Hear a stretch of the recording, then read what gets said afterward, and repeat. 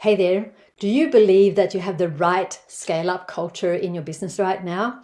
I recently created a scorecard, a startup to scale up readiness scorecard, and I shared that with my community. And one of the questions that I had in there was, do you believe that a good culture is essential to success as you're scaling up so that you can leave a legacy? And 100% of people said yes.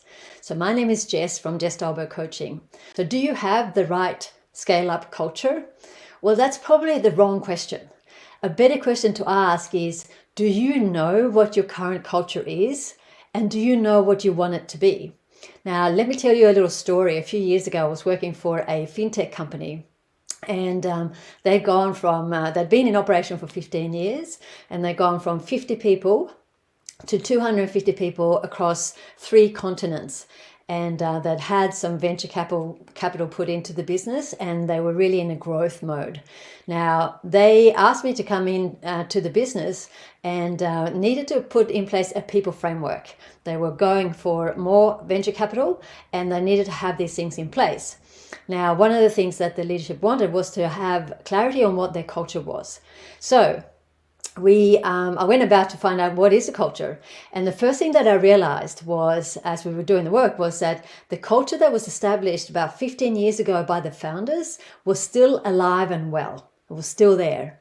Second thing, we realized that they had their current culture was confusing because they'd hired a number of very talented leaders, and they hadn't been onboarded into the business very well. And so they didn't know what the culture was. And so they followed their own principles as they were leading their teams. And the third thing that we realized that day to day, when staff that had been there for 10 to 15 years were asked to do things, they would say, well, hang on a minute, we don't do things in that way here. And the new leaders will say, well, I'm the leader here now, and so yes, you would do it this way. And it was causing a lot of friction and anxiety. And ultimately, what we realized, it was slowing down the tech development process. Now, this is the very reason for why, the famous Peter Drucker, as a business guru, said, culture eats strategy for breakfast. It is so important.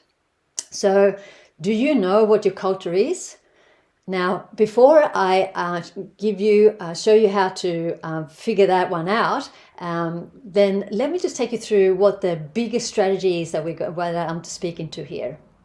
First of all, when we're going from startup to scale up, there's, 4 key principles that I work with businesses on. The first one is to work with a founder. You are the business. It's your product. Yes, that's what you're focusing on, but you are the one creating the success. You bring the passion, the ideas, the problem solving. Everything comes from you. So operating optimally as a high performer, as a founder, is really key. That's step number 1. The second principle is about how do we make sure that the culture of the business is aligned with the people. And that's what the topic that I'm speaking to today. Your people are making decisions out there every single day, so it's important that that's aligned. The third area that I'm looking at is bringing the business and the tech scale-up roadmap, bringing that and making sure that people day to day are operating and doing the work that is in alignment with those roadmaps.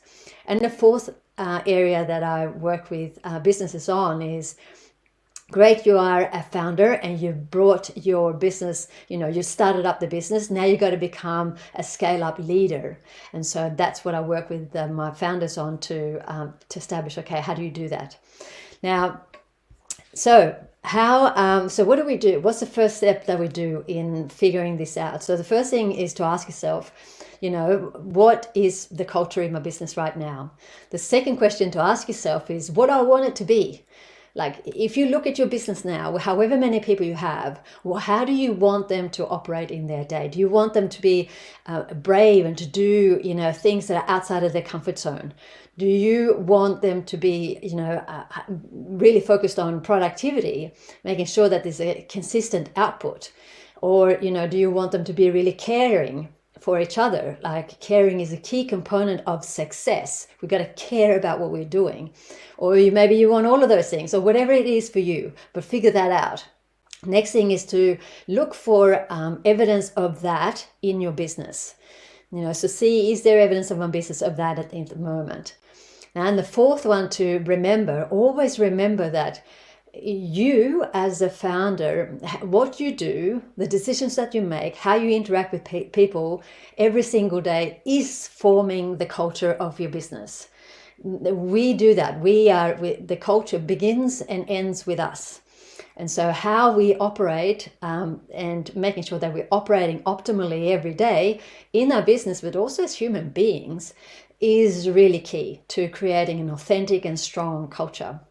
So those are the 4 steps. Now, what happened to my fintech company? Well, we put the people framework in place, and we re-established the culture in the business. And it really helped the business as they were going through and selling the business for hundreds of millions of dollars. So a pretty good outcome. So figure those things out, do some work around that, and hopefully this was helpful, and I'll talk to you soon.